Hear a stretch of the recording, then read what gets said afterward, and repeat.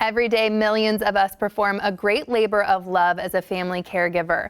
The emotional and physical tolls of caregiving can be profound, which is why it's crucial that caregivers pay attention to their own mental and brain health.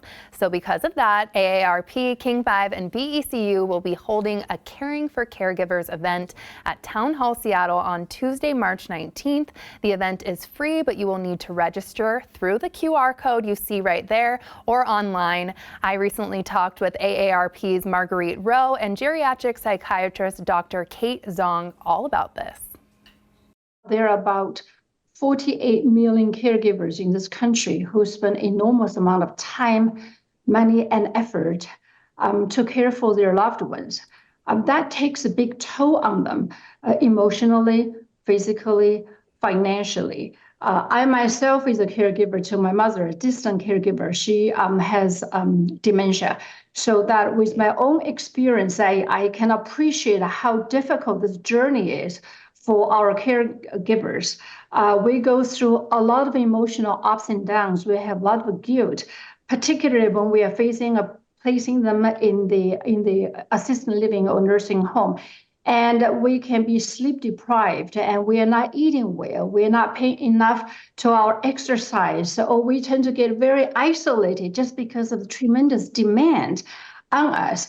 And all those are major risk factors and can really negatively impact on our overall mental health and brain health. Marguerite, recent research is challenging some assumptions about the older brain. And so I want to talk about a popular myth around brain health. Myth 1, can doing brain games like crossword puzzles slow mental decline? Okay, so first and foremost, this is a new burgeoning area of research.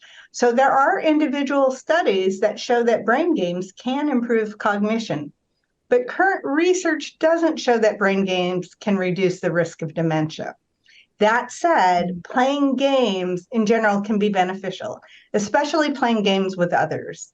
Just this weekend, I was playing Zhong, which is a strategy game that you use tiles in with a group of friends. And so I would say if playing games is a way to help reduce stress, stay socially connected, or if you get enjoyment from playing brain games, keep on playing. Dr. Zhong, back to you with this myth. Are our brains hardwired to just decline with age? You know, our brain only weighs about 3 pounds, but we call that a mighty 3-pound universe, right? So it's the most sophisticated supercomputer you can ever imagine. It continues to evolve.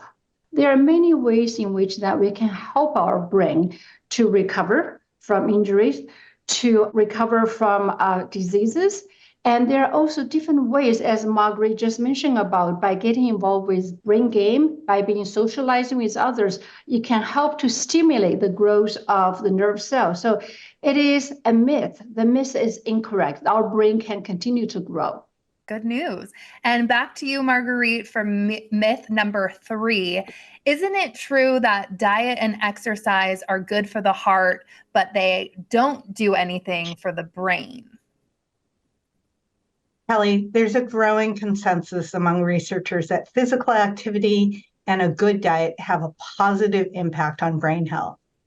There are studies that show that people who lead a physically active lifestyle have a lower risk of cognitive decline. And experts agree that foods and diets that are good for heart health are also good for brain health. So in other words, what's good for the heart is also good for the brain. Okay, so get out there and walk around or get a workout in. Love that. And we have a really exciting upcoming event that we talked about at the beginning. So tell us a little more on that. At the Caring for Caregiver event, Dr. Zhong who is a founding member of AARP's Global Council on Brain Health, will be here in person to talk to us more about how caregivers can impact their own mental health and provide us with the tips and tools for how caregivers can boost their own brain health. And we will have NBC News, MSNBC anchor Richard Louie. Richard will be here to share his own story about caring for his own father who had Alzheimer's and what he's learned in delving into the stories of other family caregivers. So things that we'll likely touch upon include how others can prepare themselves for caregiving. We'll examine gender stereotypes, the use of technology, and really talk about the challenges of balancing work, family life, and caregiving.